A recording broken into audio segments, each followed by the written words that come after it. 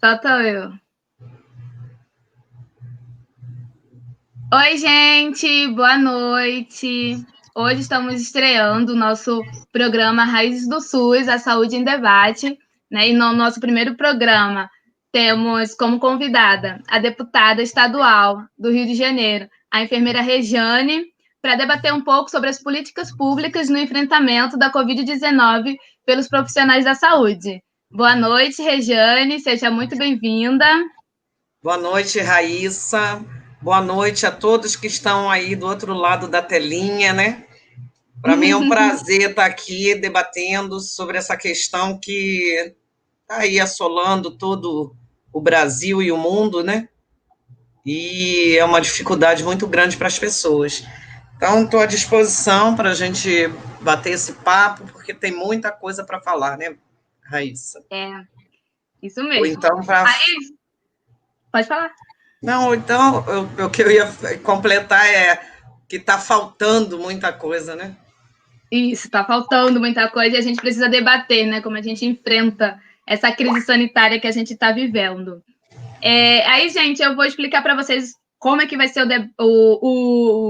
a dinâmica do programa. A gente vai ter esse programa, né, aqui no Facebook da UJS Brasil.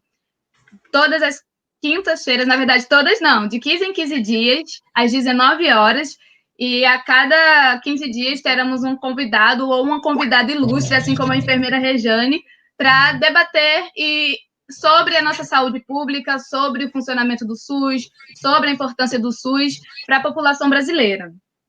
E o próximo tema, né, a gente vai durante a live eu vou falar sobre o próximo tema, e aí vocês, quem quiser, manda pergunta, né, aqui embaixo tem o e-mail que vocês podem mandar as perguntas já para a próxima entrevista, né? O nosso programa é um programa de entrevistas e a gente vai entrevistar a Rejane. Eu vou começar agora com as perguntas, né? Esse primeiro programa, a gente selecionou algumas perguntas que a própria militância da UJS fez, né? A gente fez um formulário e a militância da UJS fez algumas perguntas e a gente selecionou 5 perguntas para fazer para a Rejane e apresentar aqui o debate para vocês.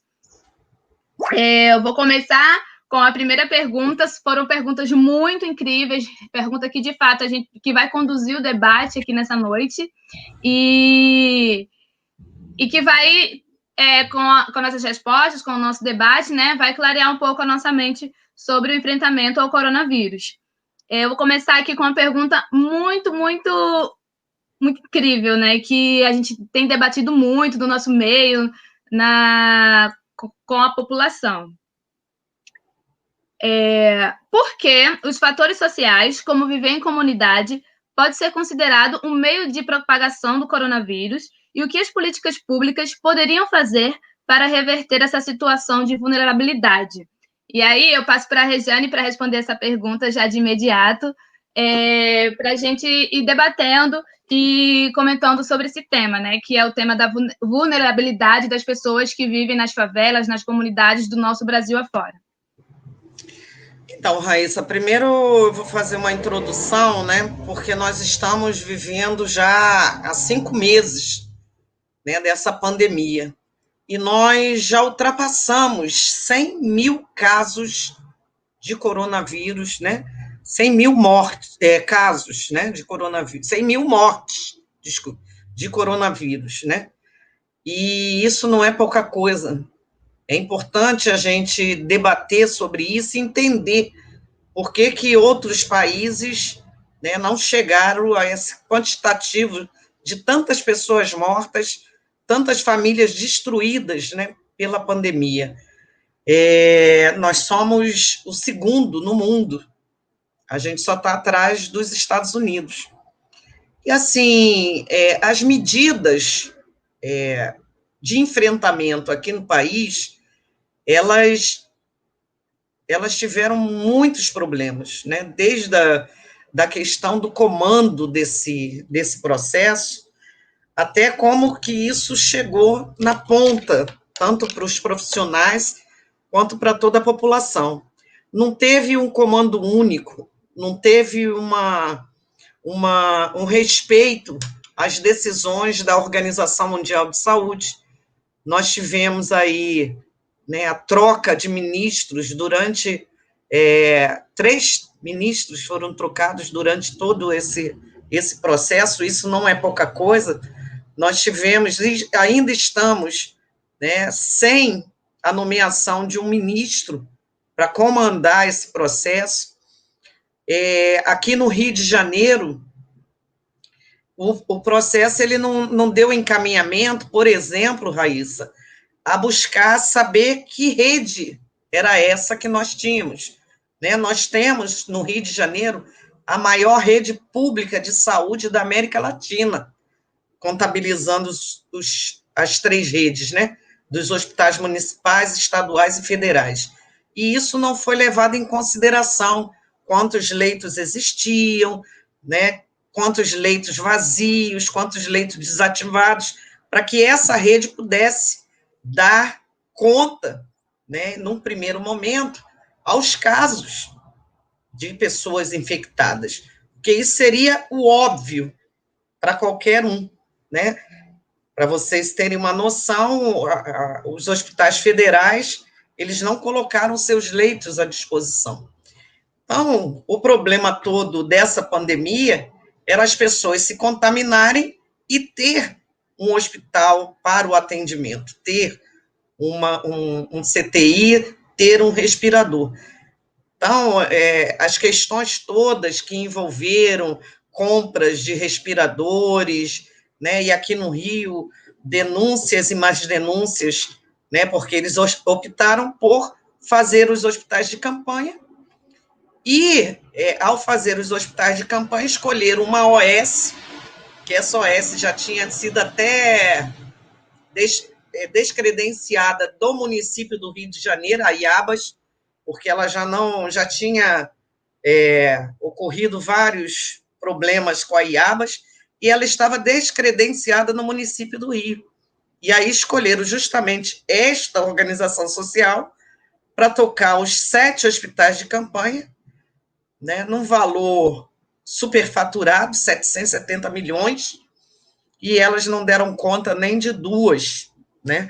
Abriram somente a do Maracanã e a de São Gonçalo, e as outras já desistiram. Né? Então, tudo isso, né, compra de carrinho de anestesia, né, como se fosse respirador, a falta de EPI para os profissionais, tudo isso, né, a falta de ajuda, né, a população como um todo, tudo isso levou a esse estado de caos que nós estamos vivendo.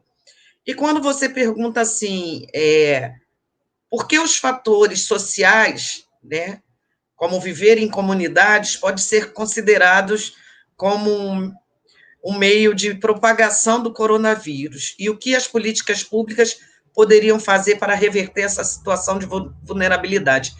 É óbvio que, tanto na área da saúde quanto na área social, as políticas públicas já eram insuficientes. Nós temos uma emenda constitucional, que é a Emenda Constitucional 95, que ela já, há alguns anos atrás, ela já congelava os investimentos em áreas sociais, em políticas públicas. Então, tanto na área da saúde, que já vinha vivenciando um caos, né, quanto a área social, essa condição ela já existia, já era ruim. A população já não tinha água para viver, a população já vivia em péssimas condições sanitárias, a população não tem amparo, né, em políticas realmente que possam minimizar essa situação de saúde, né? De saúde. Então, quando a gente se depara com o coronavírus em fevereiro, esse processo ele só se acirra, né? Ele mostra, desnuda para a população essa condição de vida, de sobrevida das pessoas. As pessoas não têm uma política de desenvolvimento, principalmente aqui no Estado, né? De desenvolvimento da economia. A gente já estava vivendo sobre um regime de recuperação fiscal, a gente já estava num processo de desacreditamento na área da saúde, os funcionários públicos, né? Eles não eram valorizados, não tem concurso público, não tem plano de cargos, carreiras e salários, né? A saúde está entregue às organizações sociais. Esse caos administrativo, esse caos da saúde, esse caos social, ele só acirrou as condições que a população vive. Então, nós vivemos num estado onde a população sobrevive, né? Casas,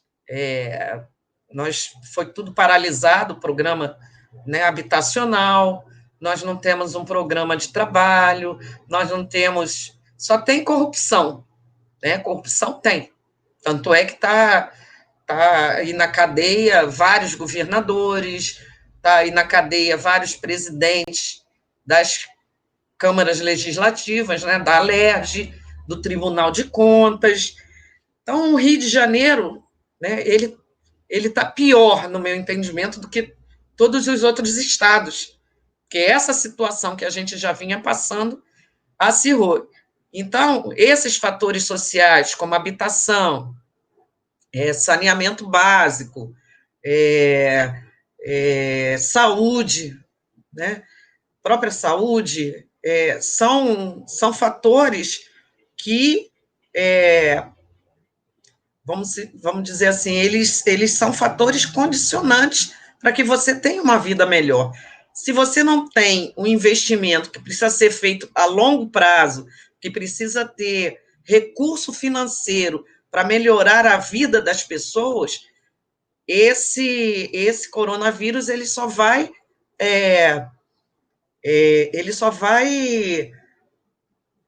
aumentar, vamos dizer assim, a sua propagação. Porque não dá para a gente falar para uma população que não tem água encanada para ela lavar as mãos. Não dá para a gente falar para uma população que sobrevive em habitações, né, que são precaríssimas, né, onde você tem aí 9, 10 pessoas morando no mesmo cômodo. Como você vai falar para essa população para tentar manter o isolamento social e manter, para aqueles que trabalham, né, um certo distanciamento dentro de casa? Não tem como, né? Como você fala para uma população dessa que seus filhos, né, em idade escolar vão ficar sem assistir às aulas, mas vão participar das aulas pelos os meios acessíveis de computador, de telefone, né? Eles vão acompanhar as aulas. Não tem. Então, políticas sociais são políticas a longo prazo. E quando os governos eles não investem em políticas sociais, a gente vê o caos se acentuar, né? E você ainda pergunta assim, o que nós poderíamos fazer para reverter essa situação de vulnerabilidade? Que eu estou falando aqui de uma vulnerabilidade das pessoas que moram, né, nessas comunidades, moram em favelas, moram na periferia. Mas a gente poderia aqui estar falando de toda a população de rua, que é imensa também, e que não tem uma política pública para isso, né? O que a gente vê até política de confinamento, né? Porque eles acabam. Tem políticas no município do Rio que tira as pessoas da rua, mas confinam elas em locais totalmente insalubres. Então, é necessário que essas políticas elas sejam vistas com uma certa periodicidade, você tem que ter um planejamento para isso, você tem que ter um planejamento para a cidade, para as comunidades, né? Você tem que ter um planejamento para que a água, né, chegue na casa das pessoas. Para você ter um exemplo, Raíssa, a menina que trabalha aqui em casa, né, a gente até ficou muito tempo, né, sem ninguém, para a gente não prejudicar, né, a locomoção dessas pessoas, né? Ela mora aqui, ela trabalha aqui em casa, ela tem 9 filhos. O mais velho com 22. E ela mora num cômodo na Baixada Fluminense, num cômodo. Então, isso é a realidade de muita gente, não são poucas. Então, como que você vai tratar isso? Só com políticas sérias, só com investimento, né, em projetos sociais, né? É isso. Aí, a curto prazo, neste momento de pandemia, é a própria sociedade que está fazendo aí as suas políticas, porque o poder público, e nós votamos, foi projeto, viu, Raíssa? Nós votamos, foi projetos de lei, foram mais de 100 projetos na Alerj, né? Só meu foram 8 projetos aprovados, então viraram lei, 8 leis, né? Mas foram mais de 100 leis aprovadas, e o governador encaminha para a Alerj, na semana que vem, uma ajuda de 4 milhões, mas para quem? Para as empresas concessionárias de transporte no Rio de Janeiro. Então, essa é a prioridade, essa é disso que a gente está falando, de prioridade, do que é mais importante, né? Do que é importante você salvar. Ou você salva vidas, ou você salva os empresários.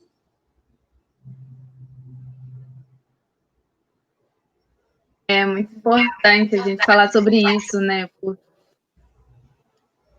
Porque. Ih, eu acho que eu tô com eco. Não, melhorou.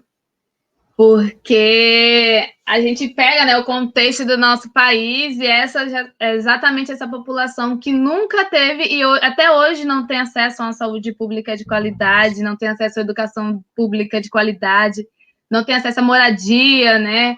Então, de fato, essa população, enquanto a gente não tiver políticas públicas que atendam a essa população, essa população vai continuar sendo a população mais vulnerável a qualquer indício, qualquer coisa que aconteça em nosso país. A dificuldade, né? a dificuldade. São dados alarmantes.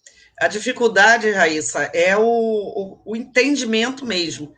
Né? Eu entrei aqui um pouquinho atrasada, porque hoje eu fui para a Alerj, né, presencial, porque a Alerj também tem, os deputados podem ir presencial ou pode participar do plenário remotamente, né, em que pese a gente sabe chegar lá e ter conhecimento de que o Banco Itaú, que funciona dentro das dependências lá, está até fechado, estava fechado por conta de um funcionário que estava com Covid. Então, eles tomaram essa medida. Então, ainda morreu deputados, vários adoeceram também, porque a doença, né, o Covid-19, ele não escolhe a quem ele vai atingir, né? Então, atinge a todo mundo. Então, a prioridade que eu estava falando é porque nós estávamos lá discutindo com outros deputados, e a discussão ali naquele momento era a questão do autódromo, né? Estão querendo implementar ali em Realengo, né? Naquele espaço ali. E eu estava falando com eles, e eles defendendo a questão do autódromo, que era importante, porque aquela área está sendo invadida por milicianos, e que se não fizer nada, aquilo ali vai ser tudo tomado, é uma área muito importante, e estavam lá defendendo do ponto de vista deles, né?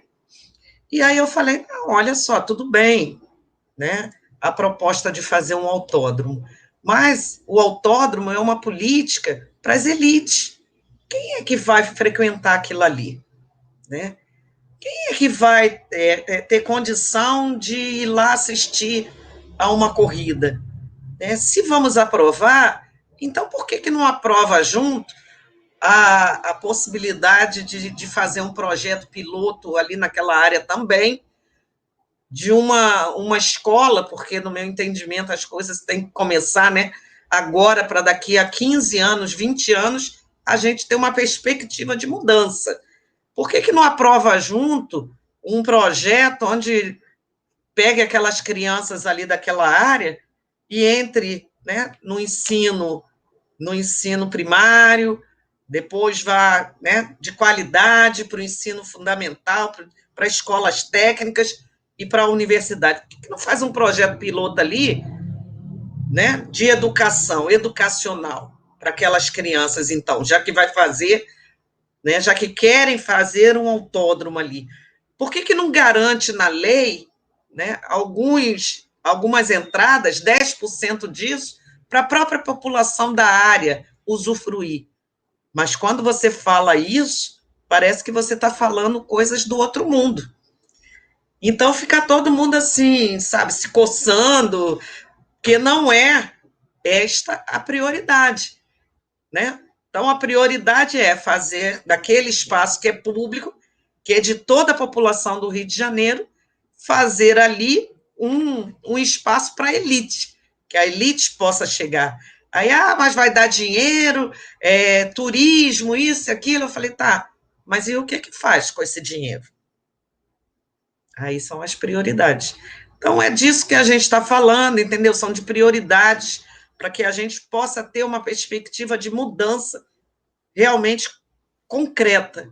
E se a gente não tem isso agora, porque os governantes, os parlamentares não entendem dessa forma, a gente vai mudar nunca, né? Eles vão ter a concepção de que tem que construir lá, tem que tirar a milícia, até aí tudo bem, mas já fizemos a nossa parte, tiramos a milícia. O resto é o resto, não precisa ser discutido. É verdade. É muito tenso, né? Esse projeto de não ter projeto para a população. É muito, muito triste, na verdade, né? Complicado. Eu vou seguir aqui com a próxima. Pode falar. É que é ainda pior, né? Cada governante que entra, de 4 em 4 anos, ele quer deixar sua marca, sei lá. Então, não tem um diálogo com a sociedade, não tem debate com a sociedade. Qual é o Rio de Janeiro que a gente quer? Que projeto é esse de crescimento da cidade? Então, não tem. Eles simplesmente construíram um autódromo lá em Jacarepaguá, né? Tiveram o investimento, investiu-se, talvez até empresários também, na questão hoteleira, e aí depois, agora não serve mais, vamos aqui nesse autódromo construir outra coisa, e vão aí, sabe, dar o bel prazer da cabeça deles, e vamos fazendo, né? O objetivo é gastar dinheiro, chegar depois de 4 anos e falar assim, ó, fiz, né, sem... Mas vamos lá, é isso, vamos voltar aí para o nosso debate, senão a gente viaja. É verdade. Mas tá ótimo, tá sendo muito prazeroso debater aqui com você, né, sobre políticas públicas, de modo geral, né? Eu vou seguir aqui com a próxima pergunta, que fala exatamente sobre os profissionais da área da saúde, né, e que são aqueles que estão de frente aí, enfrentando a redundância, mas que estão aí, né, combatendo essa crise sanitária que a gente está vivendo e se doando, né, doando as suas vidas para que outros possam viver. Em sua perspectiva como enfermeira, o período de pandemia promoveu maior valorização dos profissionais da saúde ou acentuou o desamparo de algumas categorias de profissionais pelo governo? Olha, Raíssa, desde o começo dessa pandemia, eu me dediquei muito, né, à defesa dos profissionais, porque desde o iniciozinho a gente começou a receber muitas denúncias e pedido de socorro, né? E por quê? As pessoas não tinham os equipamentos para poder atuar, né? As unidades não tinham equipamentos. E cada unidade, porque não teve comando correto, né? Cada unidade começou a fazer de um jeito, cada profissional, né, se desesperando, porque não tinha como se proteger, e aí entregavam máscara cirúrgica, que é uma máscara muito fininha, né? Em vez da máscara N95, que é uma máscara mais apropriada para você não entrar em contato. E eles começaram a ficar desesperados, né? E a categoria de enfermagem começou a, a denunciar que eles queriam comprar as máscaras. A pessoa queria chegar, comprar uma máscara e ir trabalhar com a máscara para se proteger. E isso aconteceu em vários locais do Rio de Janeiro, vários hospitais. E a orientação do gestor, tanto público quanto privado, foi o seguinte: ó, não pode. Você não pode comprar, você não pode usar máscara, porque você não pode assustar o, a pessoa que está procurando o hospital, né? O cliente, vamos dizer assim. E principalmente nos hospitais privados. E isso, assim, a gente ficou tão abismada com isso, que era assim, ó, não tenho para te dar, mas também não te autorizo a comprar e usar. Ou seja, desde ali, a gente já sempre percebeu isso, né? Mas, sabe, ficou mais claro, assim, né? Mas é muito mais revoltante. Você vê que a saúde do profissional de saúde não importa, não interessa, né? O cara queria se proteger e o gestor está assim, não, você não pode usar, porque isso vai incomodar ao cliente, vai incomodar o paciente que está aqui, né, procurando a minha unidade de saúde. Você está assustando, quer dizer, e a gente sabendo que uma pandemia que estava matando do jeito que estava em outros países. E dali para cima foi só desastre, né? Porque depois os equipamentos, as informações foi que não conseguiam comprar, a informação foi que quando chegou os equipamentos, eles não chegaram na qualidade necessária, então era capote, né? Avental, que você via o outro lado, né? Você jogava água e a água passava pelo equipamento que deveria lhe proteger, né? Máscaras de pior qualidade, porque quando chegaram a N95, de pior qualidade, porque eu cheguei a abrir uma aqui que eu tinha em casa, que já não tinha mais validade, uma máscara que era antiga, e nós vimos a diferença das camadas que tinham, né, de proteção para a N95 que eles estavam oferecendo, totalmente sem estar nos parâmetros da Anvisa, sabe, dos órgãos, né, que deveriam estar ali fiscalizando e dando o aval para entrar no país ou para ser produzido no país. Fora isso, né, os hospitais de campanha começaram a contratar, né, sem organização, sem dar condição às pessoas de serem treinadas, os treinamentos horrorosos, né? Então, as pessoas, eles denunciavam que aquele protocolo que estava sendo feito nos hospitais, por exemplo, eu recebi do hospital do Ronaldo Gazola, né, que você tinha que tirar o avental, aí botava o avental aqui assim num cabideiro, aí depois você pegava e tinha que usar aquilo de novo, ou seja, o equipamento de proteção, ele é individual e ele tem que ser trocado, né? Você tem que ter uma máscara, mas de tanto em tanto tempo você tem que trocar aquela máscara. E as pessoas recebiam uma máscara para ficar um mês. Como que pode um equipamento de proteção individual?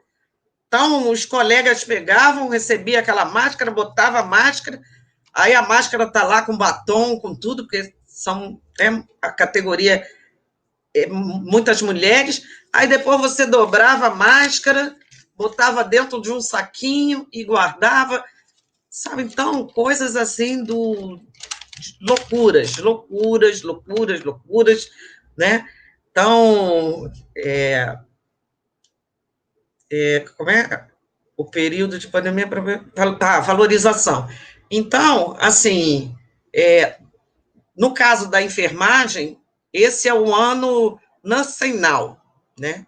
É o ano da enfermagem, o ano de valorização da enfermagem.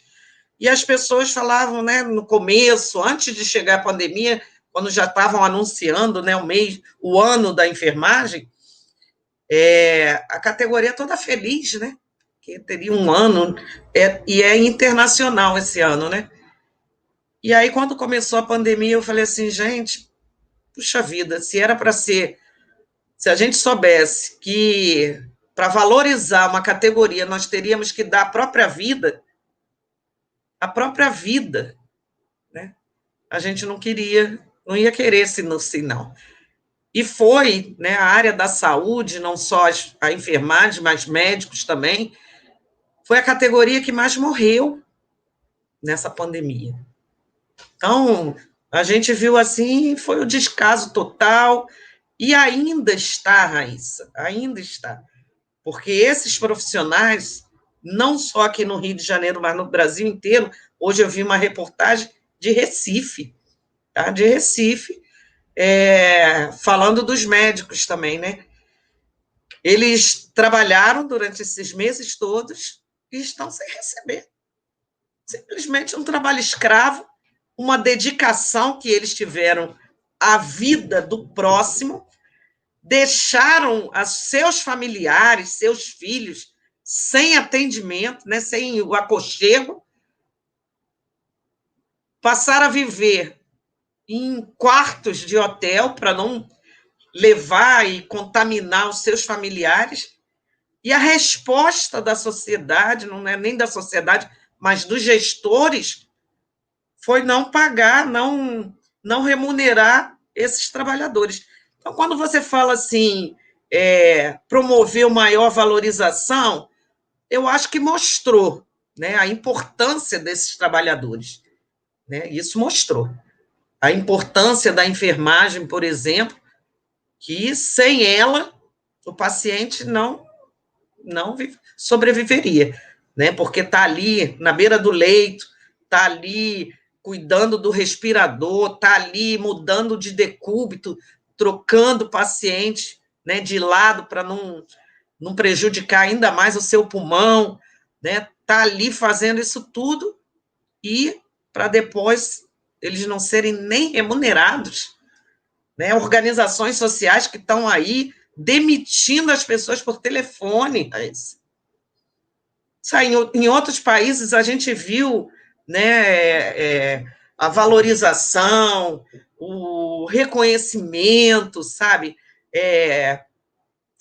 Pelo menos falar, agradecer os gestores, o governo, o Bolsonaro, o Witzel, ir para Crivella, ir para a televisão agradecer.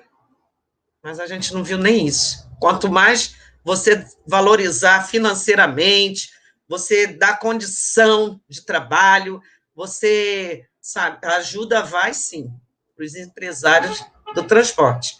Agora, você ter dentro da Alerj um projeto de lei que fala assim, vamos aqui valorizar com uma bolsa saúde para todos os profissionais que atuaram, né, e que atuam ainda, né,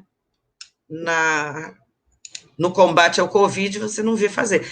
Então, eu acho que essa valorização ela está muito longe, está muito longe.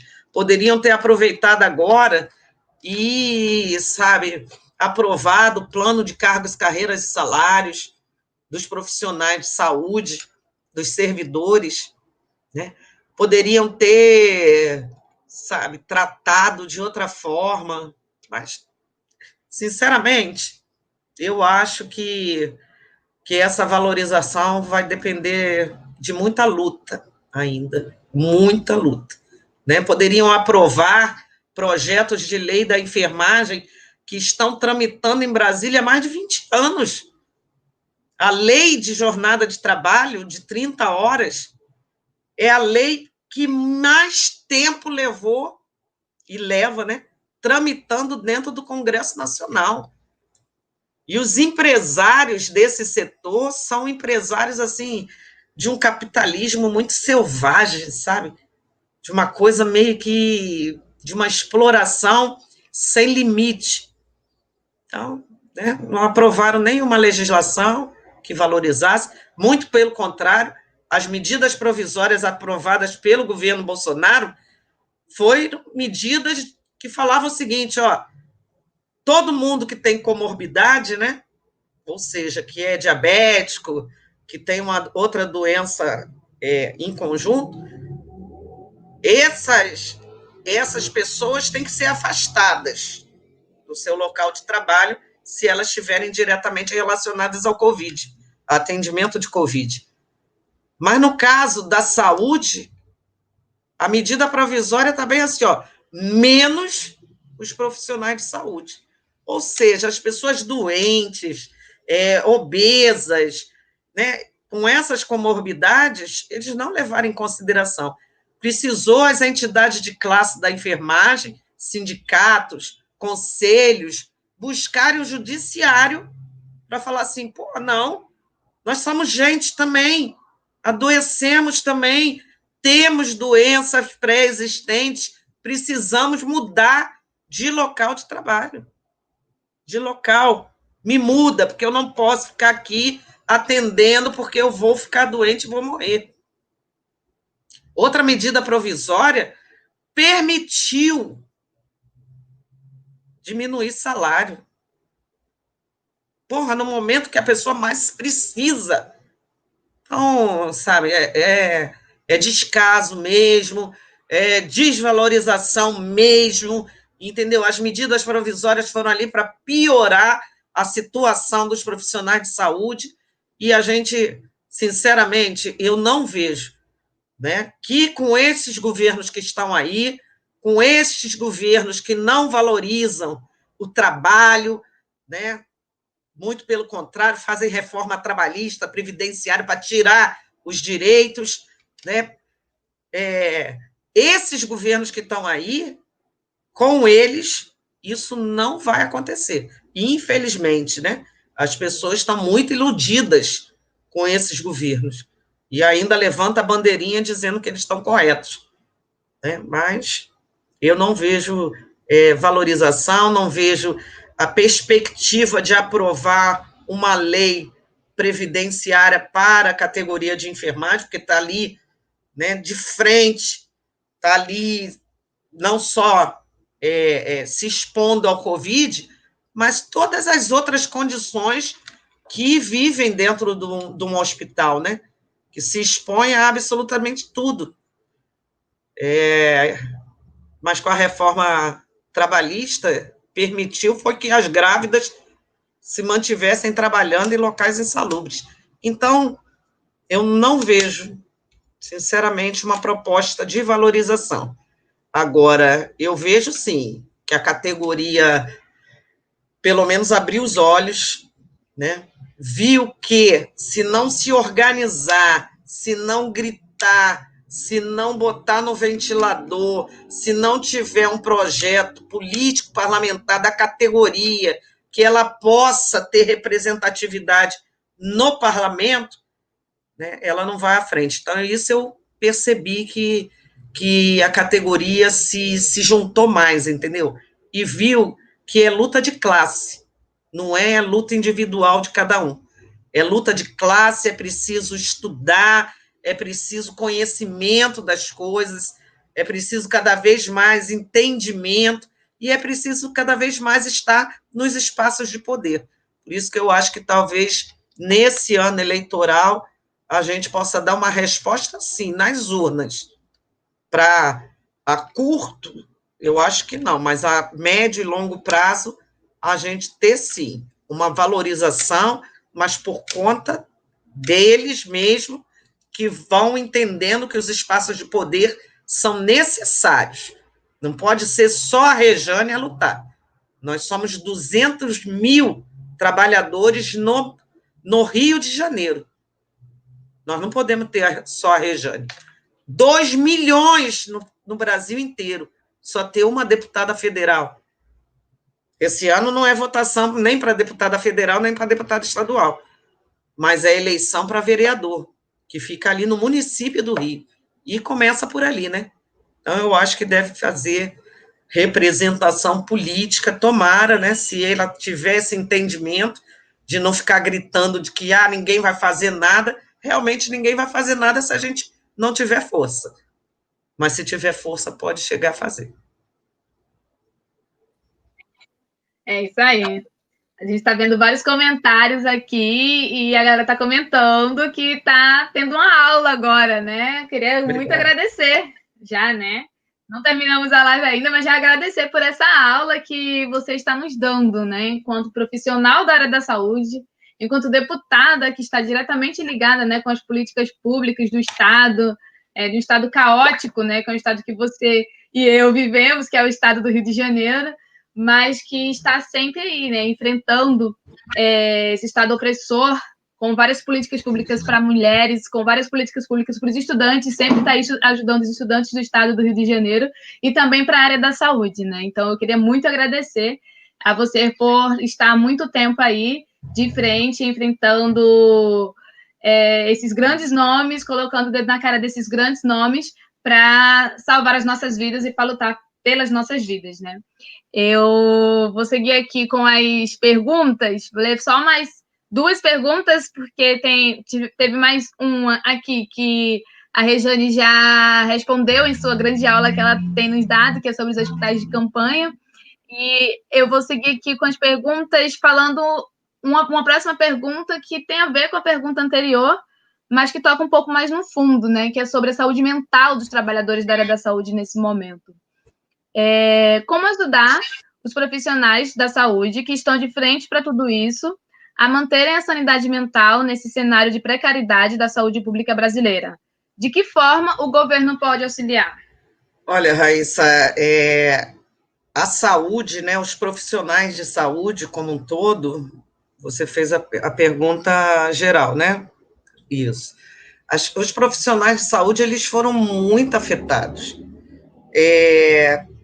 Primeiro porque, assim, ó, a população, ela, com o fechamento de várias unidades de saúde, né, principalmente a rede básica, a população deixou de ser atendida, né? Vários pacientes não fizeram o seu tratamento. Pacientes com câncer, pacientes com tuberculose, pacientes que precisavam e precisam desse atendimento constante.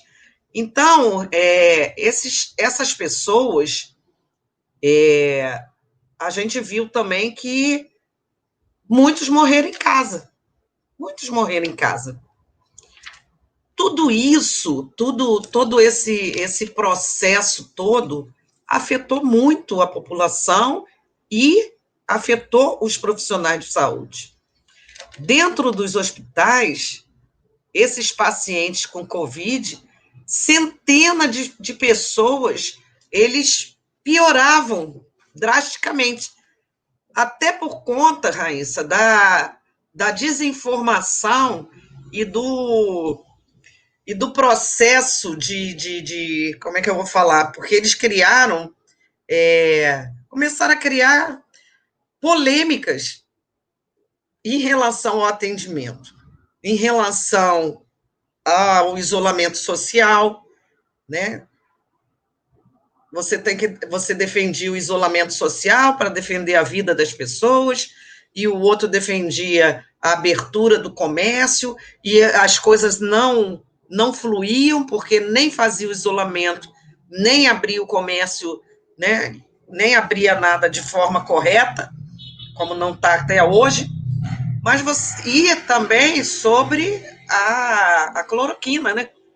Sobre a medicação, uma polêmica danada, o governo obrigando, querendo impor uma medicação que quem tem que definir é a própria categoria médica, que é ela que vai analisar o paciente para saber que tipo de medicação ela vai dar. E esses profissionais, eles viram, foi centenas de pessoas morrendo, pessoas sentadas em cadeiras, sem ter o atendimento necessário, sem ter um respirador, sem ter condição de ser atendida, pessoas que necessitavam de outros tipos de atendimento, como exames laboratoriais, exames de laboratório, exames de biópsia, por exemplo, sei lá, laparoscopias, outras cirurgias, a gente só viu foi pessoas cada vez mais morrendo. E em alguns hospitais, Raíssa, que as denúncias chegaram ao meu gabinete, foram, assim, locais onde os corpos foram amontoados, sem geladeira, sem nem ar-condicionado. Os corpos se decompondo em vários hospitais. Sabe, foi. Então, você passar por isso tudo, você passar por ver aquilo ali, você passar pela tua condição, né, de não ter a tua família perto, você passar por. O que eles estão botando aí? Você passar por. Ah, deixa a enfermagem governar. Você passar por tudo isso, claro que os profissionais de saúde teriam a sua vida emocional afetada, né? Lidar diretamente com a questão da saúde, Raíssa, já é difícil. Todos os dias a gente lida com vida, com morte. Em um setor você vê a vida florir, nascer, no outro está morrendo. Você vê crianças que, sabe, nascem já mortas, então não tem sentido isso, né? Então, eles já vivem sobre essa pressão emocional muito grande. Eles já vivem sobre a pressão de não ter condições de trabalho, de não ter equipamento, de muitas das vezes ter que escolher quem vai viver, quem vai morrer, né? Mas, ao mesmo tempo, você ter que já vivia com isso, né? Até mesmo a tua própria condição familiar também, que isso também tem que ser colocado, né, na bandeja, mas você viver isso tudo e ainda ter que se isolar dos teus parentes, né, não conviver com seus filhos, não ver sua mãe, seu pai, óbvio que isso leva a um afetamento emocional. Sobrecargas de trabalho, porque nós recebemos as informações, né, que muitos dos colegas adoeciam, tinham que sair, e quem ficava tinha que dobrar. Então, dobravam, não podiam ir no banheiro, não podiam tomar uma água. Como que você trabalha 24 horas desse jeito? Então, Raíssa, é óbvio que isso afetou e ainda vai afetar, né, emocionalmente esses trabalhadores. Então, é necessário que tenhamos, sim, políticas públicas, né, coisas simples, como eu já falei. Até um agradecimento, Raíssa, é fundamental, né? Mas você tem que botar aí profissionais. Se hoje as pessoas estão trabalhando de forma remota, por que não botar um programa, entendeu? Em todas as secretarias municipais, estaduais, entendeu? Do próprio Ministério, para um atendimento psicológico remoto. Por que não? Alguns locais estão colocando, sim. Mas isso deveria ser um programa de governo.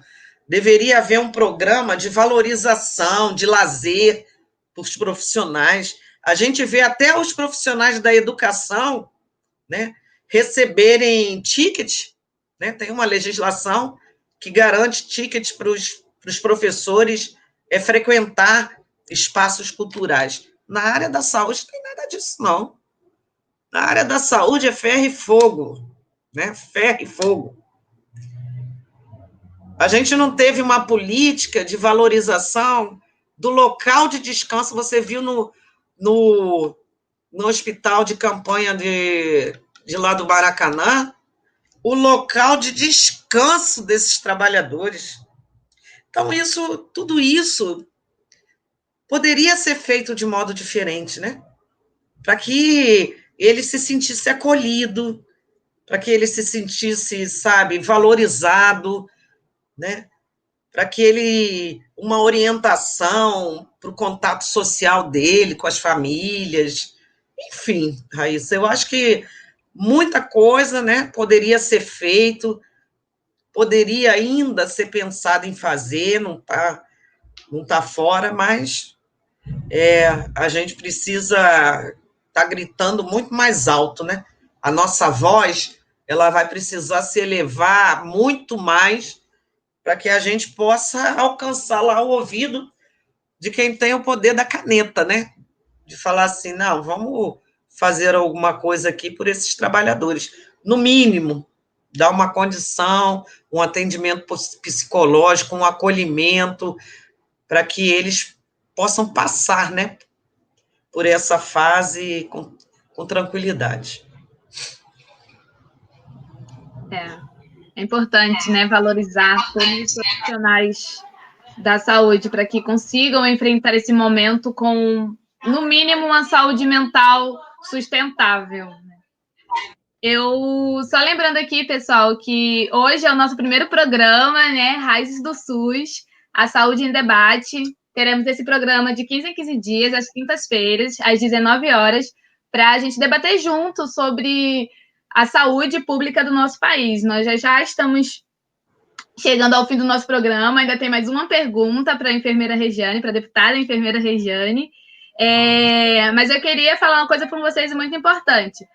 O próximo programa, nós vamos falar sobre os pilares do SUS, né? Sobre como é que a gente usa o SUS. Quando a gente usa o SUS, a gente não sabe o que está usando o SUS, né? Em vários momentos da nossa vida, a gente usa o SUS e não sabe que está usando o SUS. Então, no próximo programa, vamos falar sobre o uso do SUS e sobre os seus pilares. E aí eu convido vocês já para colocar aí na agenda de vocês, daqui a 15 dias, às 19 horas, estaremos aqui de novo debatendo sobre o uso do SUS e seus pilares. Vou encaminhar aqui para a última pergunta, para a nossa convidada, que fala sobre também políticas públicas, né? Aqui um pouco mais específica a pergunta. A gente fala de saúde, né? A gente debate saúde, não tem como debater saúde e não debater políticas públicas, né? Não tem como debater saúde e não debater acesso. Não tem como debater saúde e não debater a vida do nosso povo. A próxima pergunta, né, fala um pouco... Está perguntando sobre quais os projetos de lei que você, deputada, aprovou neste período de pandemia, né? E para você comentar um pouco sobre esses projetos, e eu queria que você linkasse esses projetos, né? Depois falasse um pouco, no finalzinho da sua fala, sobre o movimento, sobre a PL das 30 horas para a enfermagem, que é uma PL sua no estado do Rio de Janeiro, e também é muito importante a gente debater isso nacionalmente, para que as pessoas tenham esse exemplo, né, do que lutar e como lutar pelos profissionais da saúde e pela valorização dos profissionais da saúde. E aí eu queria deixar aqui você. Lá na LERJ, Raíssa, quando a gente começou a trabalhar de forma remota, foi feita tirada uma decisão na mesa diretora da LERJ, né, que são alguns deputados e o presidente, né, e isso foi aprovado dentro do plenário, com os demais deputados, que a gente, num primeiro momento, a gente só iria aprovar PLs relacionados ao coronavírus, tá? Então, foram mais de 100 projetos. E a maioria desses projetos, quando chegavam no final, né, que eles eram aprovados, o presidente perguntava se o deputado oferecia o projeto para outros deputados assinarem. Então, quem quisesse, levantava o dedo e aí... Então, desses 100 projetos, talvez tenha sido mais de 100, mas de 100 projetos eu sou coautora, tá? Então, tem projeto de tudo quanto é jeito.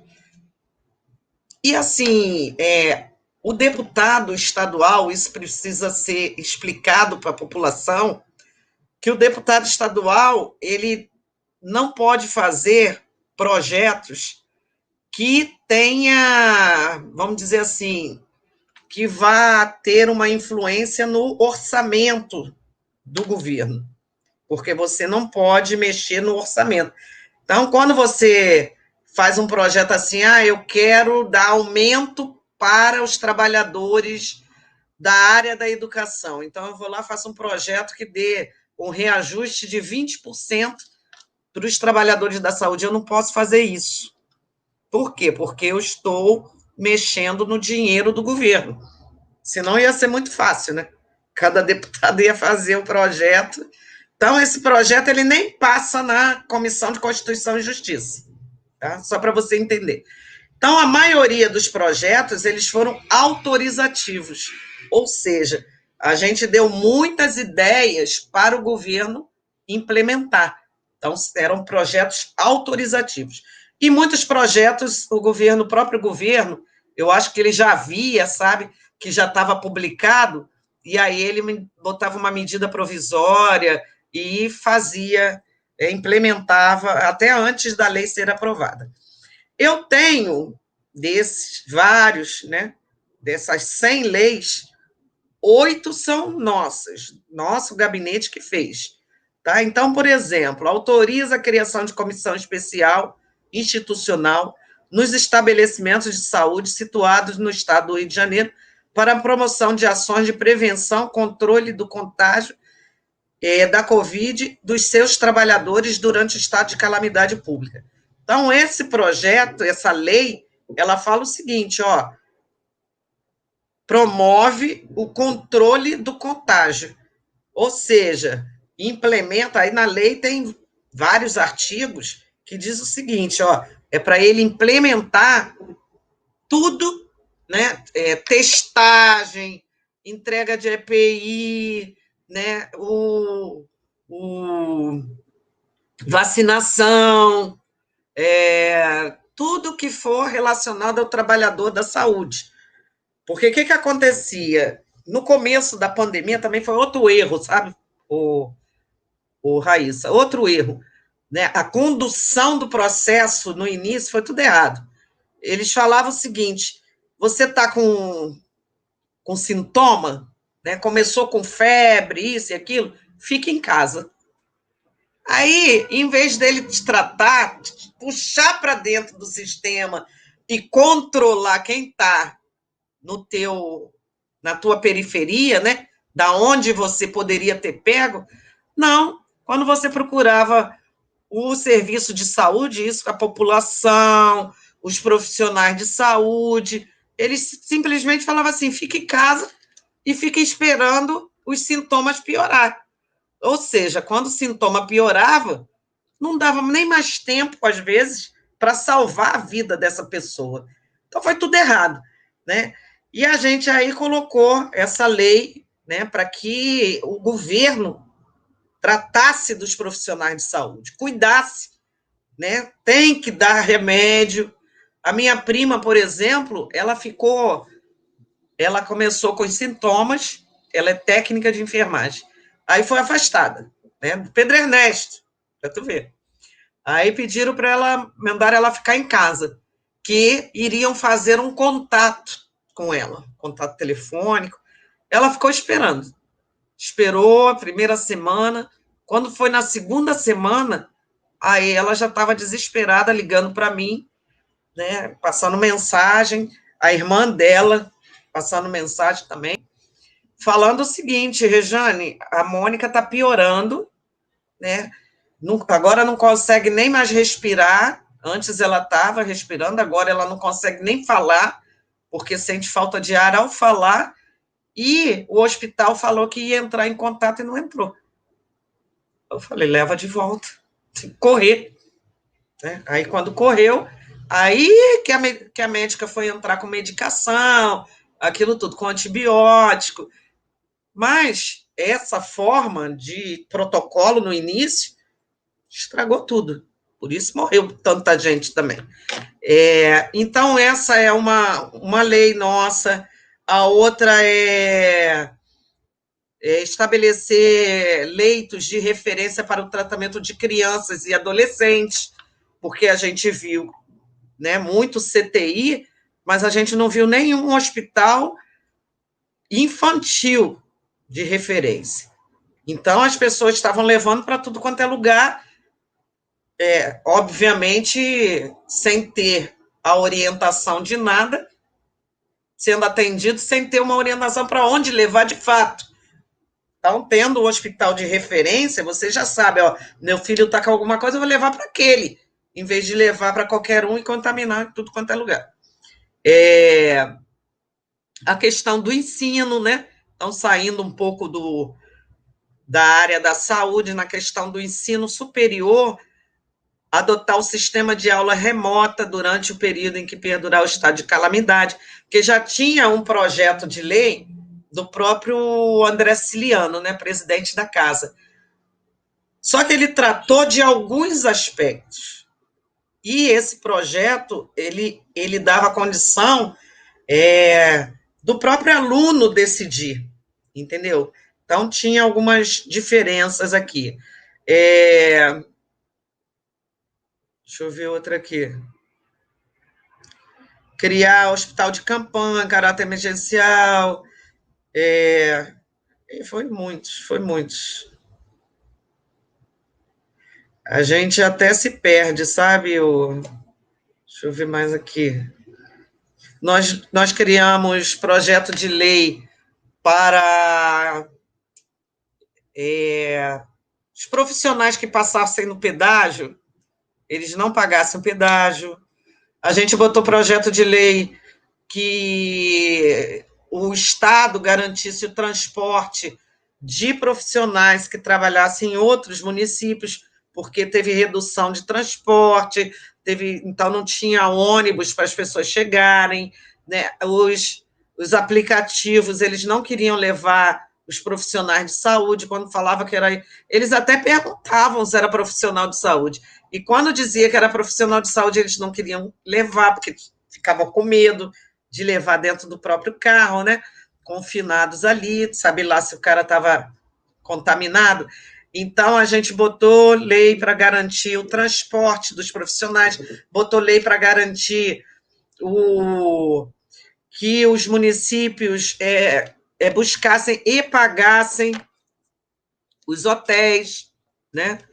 Aqui tem outro que nós botamos de que o governo poderia requisitar administrativamente os meios de produção privado para o fornecimento de materiais para a confecção de equipamentos de proteção individual. Isso deu uma polêmica lá dentro da LERJ, Raíssa, porque isso é um PL bem audacioso, né? Onde que os liberais vão permitir que os meios de produção privados fossem requisitados, mesmo que administrativamente.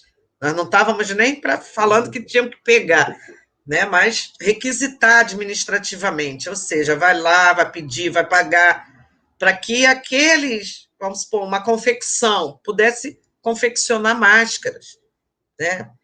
Então, mas foi aprovado e sancionado pelo governo. Teve outro que o repasse de informações, a esse também foi fundamental, porque a gente não tinha, e a gente tem dificuldade até hoje. Eu recebo denúncia e já passou na minha mão, atestado de óbito, que a pessoa morreu de Covid, mas no atestado de óbito está lá, insuficiência respiratória. É diferente, né? Tem várias desdobramentos também em relação a isso. Mas a gente queria saber as informações de quantos profissionais de saúde foram afastados. Quantos profissionais no Rio de Janeiro foram afastados porque estavam com Covid? Quantos foram internados? Quantos vieram a óbito? Quantos desses que foram afastados com suspeita foram depois comprovados que estavam com a doença, né? Quantos desses se recuperaram da doença? Então, essas são informações que, mediante isso, você faz várias outras políticas públicas para a população. Porque se você não tiver o profissional cuidando de você, como é que você vai fazer? Como é que a população faz? A outra foi a proibição nas unidades de saúde públicas e privadas de tratamento diferenciados entre as categorias profissionais de saúde, porque também foi fruto de denúncias. Hospitais que entregavam a máscara de maior proteção, né, para os médicos e para outros profissionais de enfermagem, fisioterapeutas, e os outros eles entregavam um de pior qualidade. Ou então trocavam a dos médicos com maior frequência e a dos outros profissionais mandavam ficar aí 1 mês, 2 meses, 2 meses não, estou brincando, mas 1 mês, com certeza. Então, e os médicos, até muitos deles, nem iam perto do leito do paciente, né? E eles reclamaram, e a gente botou esse projeto aqui, né, para que isso não acontecesse, que o governo emitisse aí as suas responsabilidades em relação a esses hospitais, a Anvisa e todos os outros. Então, assim, foram várias coisas, sabe, Raíssa? A gente separou, pelo menos esses 8, que a gente ficou de frente, mas teve vários outros PLs que deram condição à própria população. A gente vê aí que ainda não está sendo cumprido, né, essas legislações aprovadas, por exemplo, legislações para a população do Rio de Janeiro, porque a ajuda financeira que chegou, né, e com muito custo, porque o governo federal queria só dar R$ 200, e graças aos deputados, principalmente deputados de esquerda, deputados do PCdoB, que lutaram lá para ter o valor de R$ 600, né, isso precisa ser dito, a gente não viu toda a população receber, a confusão dentro dos bancos, a fila na Caixa Econômica, as pessoas que realmente precisavam e não receberam, outras denúncias de pessoas que, né, não tinham nem necessidade de botar o nome lá para receber. E o governo estadual não se coçou 1 minuto para dar um auxílio, nem que fosse de R$ 200 para a população fluminense. A gente não viu, né, isso acontecer. No município até chegou-se a se falar, né, numa ajuda para os estudantes, mas poucos foram a família que conseguiu receber, assim como essa ajuda do governo federal de 600, a do governo municipal também teve muito problema, muita dificuldade, as pessoas não receberam. Então, mas nós botamos legislação em relação a isso. Nós botamos legislação em relação à SEDAI dar prioridade na liberação de água, porque a SEDAI também tem aqueles dutos, né, que são controlados. Da liberação de água para as favelas, para as comunidades, para que a água subisse, para que a água chegasse na comunidade. A gente não viu ser cumprida a legislação para que os governos fornecessem as máscaras para a população. Você vê a população usar máscara sem orientação de nada, são elas mesmas que botam, que compram, aí tira, bota no bolso, tira, bota no queixo, bota na cabeça, até por conta da própria imagem do próprio governo, né? Governo federal, presidente do país, como é que tratava, né, a proteção. E a gente também não viu o governo oferecer para o povo, cada um que se virasse, que comprasse, que, sabe? E até hoje você não tem essa política. Primeiro de orientação, segundo de fornecimento. Então, nem aí. Só fala o que tem que usar. Que tem que usar, quem não usar vai ser multado e pegam o povo. Né? E você vê que cada vez que eles abrem a boca, Raíssa, é cada besteira, né? Agora a gente tem aí as praias que você tem que ligar e pedir Tem o que lote. reservar o quadradinho da praia. Tem que reservar o Pede seu o lote. pedaço na praia agora aqui no Rio de Janeiro. Liga, reserva. Eu já reservei, só consegui reservar para janeiro de 2021. O lote 128 lá da praia do Recreio. Porra, é brincadeira. A gente tem que, né, no momento desse, É fazer chacota. brincadeira. Enquanto isso, as vidas estão sendo Fazer ceifadas, né? chacota com isso, né? Nós estamos na Riviera Francesa e a gente vai ligar e garantir o nosso espaço ali nas praias. Só que no Rio de Janeiro, talvez para o ano que vem. É uma brincadeira, sabe? Aí é difícil a gente tratar com seriedade, né? Uma pandemia que está matando muita gente, que está, infelizmente, toda a minha solidariedade aos familiares, aos profissionais que perderam aí seus entes queridos, sabe? Mas é isso, né? Nós da UJS também prestamos toda a nossa solidariedade aos familiares dessas vítimas, né, do Covid-19, das pessoas que perderam as suas vidas, né? Muito complicado e muito triste para nós brasileiros que nunca passamos por um momento como esse, né? Nem na época da gripe espanhola não morreu tanta gente como está morrendo pelo coronavírus. Muito da responsabilidade dos governos que a gente tem, né, federais, estaduais, municipais, que não tem responsabilidade E não nenhuma com a adianta vida falar da assim, a população população não brasileira. respeita. Porque quando os governos se entendem, quando os governos respeitam as autoridades sanitárias, a população também respeita. Né?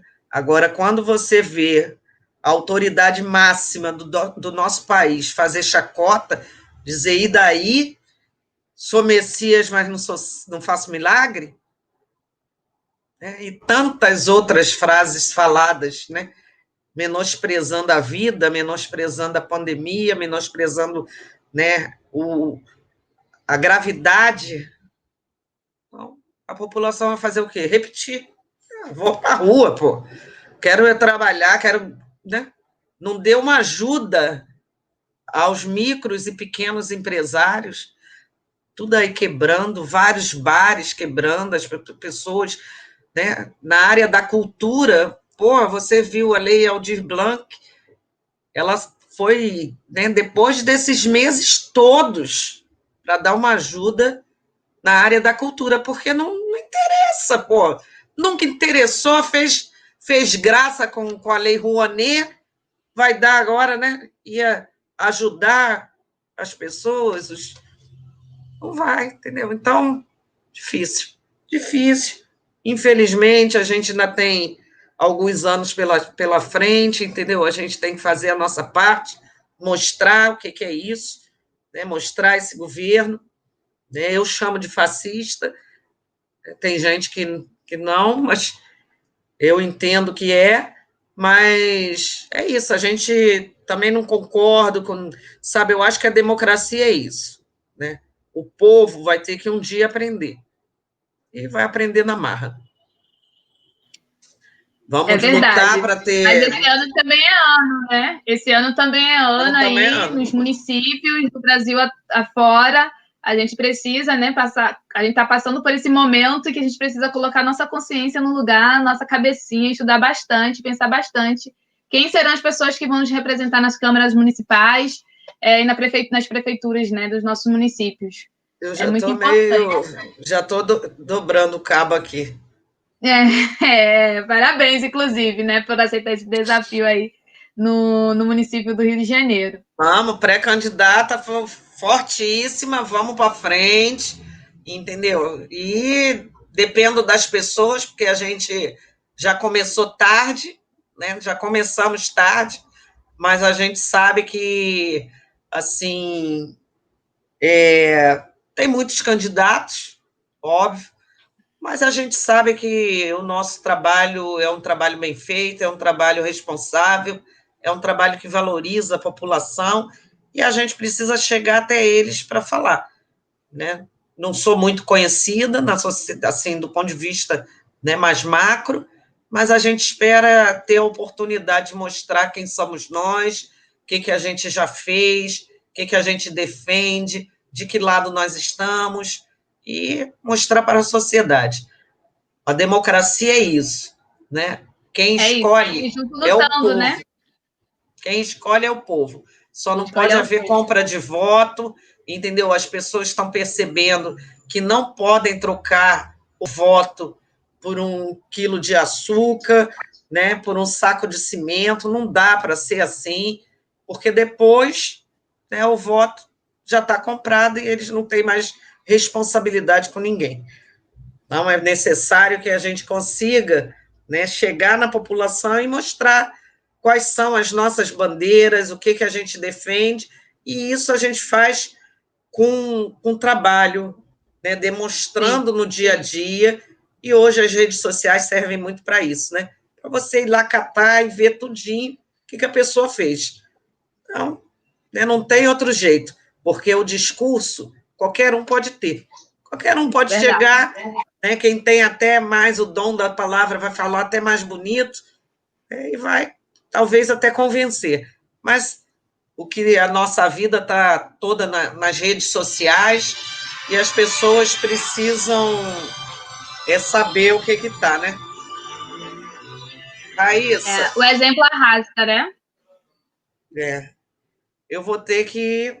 Vamos terminando, porque eu estou com um sobrinho que está no hospital. Vamos encerrando aqui já, inclusive, né? Tá me Gente, vou ligando lembrar aqui, para minha cunhada. vocês que a próxima.